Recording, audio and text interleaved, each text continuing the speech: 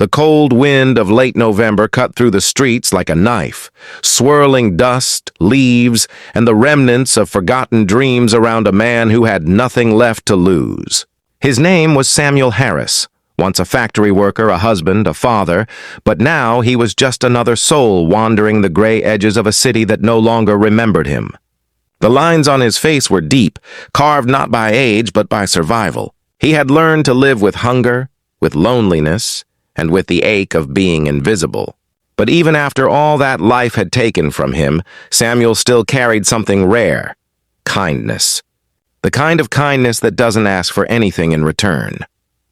If you believe that a single act of kindness can change a life, maybe even the world, then take a moment to like, comment, share, and subscribe to this channel. Let's keep stories like this alive because compassion deserves to be seen. That morning, Samuel had managed to collect a few crumpled bills from strangers, $8 in total. Enough to buy a small meal from the corner store, maybe a sandwich and a cup of coffee to push back the cold. As he shuffled through the automatic doors of the local grocery store, he could feel the warmth wash over him like a blessing. The scent of baked bread and freshly brewed coffee made his stomach twist with need. His old shoes squeaked on the tile as he approached the counter with a simple plan: to spend the money on himself for once. But fate, it seemed, had other plans. Standing near the register was a man who looked completely out of place. Broad-shouldered, tattooed, dressed in a weathered black leather vest with the insignia of a motorcycle club stitched across the back. His face was bruised, and his hands trembled slightly as he fumbled through his pockets. The cashier, a young woman with wary eyes, repeated herself, "Sir, you're short. It's $10, you only have $2." The biker's jaw clenched, and he stared at the ground. He was clearly struggling, not with pride, but with exhaustion. Samuel's eyes softened as he noticed the man's knuckles, scraped, bleeding. There was a story there, one written in pain and regret. Samuel hesitated, feeling the worn paper of his last $8 in his pocket. He had been hungry for 2 days. He knew what it meant to go without. But as he looked at the biker, this giant of a man standing small in defeat, something in Samuel moved. Without overthinking it, he stepped forward, slid the money across the counter, and said softly, "Here, this should cover it." The cashier looked up, surprised. The biker turned slowly, eyes narrowing in disbelief. "You don't have to do that," the man muttered, but Samuel just smiled, a tired, gentle smile. "I know," he said, "but I want to." The biker stared for a long moment as if he couldn't process what just happened. Then he nodded, eyes glistening with something that looked like gratitude, but felt deeper. Shame, maybe, or awe. He took the bag from the counter, mumbled a quiet thank you, and walked out into the cold. Samuel watched him go, unaware that this small gesture would soon ripple through hundreds of lives, including his own. That night, Samuel curled up in his usual spot behind the church, wrapped in a torn blanket.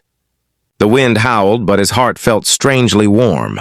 He had no idea that miles away, in a biker bar on the outskirts of town, that same man was sitting silently among his brothers. His name was Jack Reaper Lawson, a senior member of the Hells Angels chapter that rode through the city every weekend. Tough, feared, and loyal to his crew, Jack was not a man who cried easily. But tonight his eyes burned as he told his brothers about the homeless man who gave him his last $8. The bar went silent as Jack spoke. He explained how he had been robbed that morning, his wallet stolen while trying to help a stranded motorist. He hadn't eaten all day and came close to breaking his club's code of pride by begging for food. "Then this old man," Jack said, his voice shaking. "This man who had nothing, he paid for me." No questions asked. No pity, just humanity.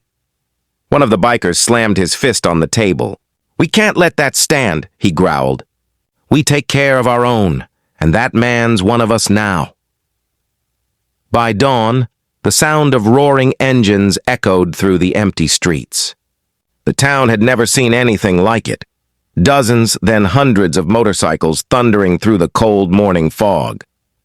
Samuel was startled awake by the rumble, thinking it was thunder. But when he peeked around the corner of the church, he froze. A line of chrome and leather stretched down the street. Hundreds of bikers standing solemnly beside their bikes, faces hard, but eyes soft. Jack Lawson stepped forward, holding a paper bag and a thermos. He smiled at Samuel. "You probably don't remember me," he said. Samuel blinked, confused, until recognition dawned in his tired eyes. "You're that guy from the store," he murmured. Jack nodded. "You gave me your last $8. You didn't know me. Didn't ask what I'd done. You just helped." He paused, his voice thick. "We don't forget things like that." "So now it's our turn." Before Samuel could respond, the bikers began unloading supplies. Boxes of food, clothes, a sleeping bag, a tent, even a small generator. Some carried lumber and tools. "We found out where you sleep," Jack said softly. "We're building you a place, something real." Samuel's hands trembled. He had dreamed of warmth for years but never expected it to come like this. From men the world often feared. Tears welled in his eyes, but the bikers didn't pity him. They just worked, sweating and laughing as they built a small but sturdy cabin behind the church. By afternoon, Samuel stood before it speechless. The news spread quickly. Locals came out, taking pictures, shaking hands. Some offered donations. Reporters arrived, asking Samuel how it felt. He simply said, "It feels like kindness came back to life." Days turned into weeks, and the bikers kept coming, bringing groceries, checking on him, making sure he was never alone again. Samuel, in return, began helping them in small ways, cooking, listening, even mending old jackets with a sewing kit someone had gifted him. They called him Pops. He called them his angels. But beneath the joy, there was one more surprise waiting for Samuel, one that would test his heart once again. One night, as snow began to fall softly over the town, Jack came to see him alone. He looked troubled, the weight of something heavy pressing on his shoulders. "Pops," he said quietly, "there's something you need to know. The man who robbed me that day, we found him. Turns out he was just a kid trying to feed his little sister. I was angry, ready to make him pay. But then I thought about you, about what you did for me. You didn't know who I was or what I'd done, and you helped anyway. So I let him go, gave him a meal, some cash, and told him to do better." Samuel's eyes filled with tears. "Then the kindness keeps going," he whispered. "That's how the world changes." From that night on, Jack and Samuel became inseparable friends. Together, they started a small outreach effort funded by the biker club. They called it Project 8, a tribute to the $8 that had started it all. The mission was simple: feed the hungry, help the lost, remind people that hope still existed. Months passed, and the town transformed. People who once crossed the street to avoid the bikers now waved at them with smiles. Local businesses donated supplies, and Samuel, once invisible, became a symbol of what compassion could do. He never asked for recognition, but his quiet strength inspired everyone who met him.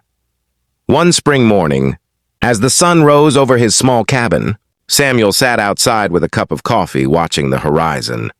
Jack rolled up beside him on his motorcycle, grinning. "Pops," he said, "you've got visitors."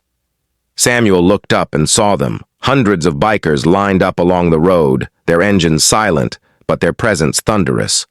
Each one wore a patch that read, "In honor of Pops, the man who gave his last $8.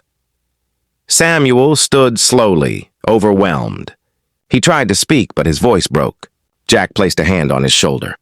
"You gave more than $8 that day," he said softly. "You gave us something we'd all forgotten, heart." And in that moment, surrounded by men who once lived by strength but now led with compassion, Samuel realized that life had finally come full circle. The world had given up on him, but he had never given up on the world, and somehow, the world had found its way back. If this story touched your heart, if it reminded you that kindness still matters, please like, share, and subscribe. Let's spread the message that one act of compassion can ripple through hundreds of lives. Before you go, tell us in the comments, what's one small act of kindness you'll do today to make someone's world a little brighter? Because sometimes it only takes $8 to change everything.